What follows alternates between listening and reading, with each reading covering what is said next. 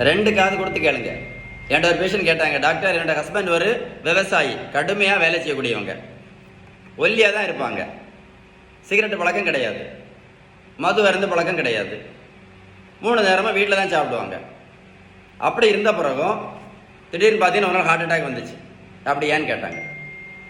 நல்லா யோசிச்சுடுங்க, நல்லா யோசிச்சுடுங்க, ஓகேவா? ஏன் தெரியுமா? நம்ம வீட்டில் சாப்பிட்ற உணவில் உள்ள விகிதம், நல்ல கொழுப்பு சத்து, விட்டமின் சத்து, இனிப்பு சத்து, தாது பொருட்கள் சத்து, புரோட்டீன் சத்து, அந்த விகிதம் கரெக்டாக இல்லை அப்படின்னா என்ன வரும்னா இன்சுலின் ரெசிஸ்டன்ஸ் வரும். என்னது? Insulin resistance. இந்த இன்சுலின் ரெசிஸ்டன்ஸ் வரும்போது நம்ம இரத்த குழாய்களுக்கு உள்பக்கத்தில் என்ன வரும்? இன்ஃப்ளமேஷன் வரும். இந்த இன்ஃப்ளமேஷன் வர்றதுனால தான் இருதய மாரடைப்பு. இது உங்களுக்கு தெரியாது. இந்த வீடியோ நீங்கள் ஒரு கூட போட்டு கேளுங்க, உங்களுக்கு கரெக்டாக புரியும்.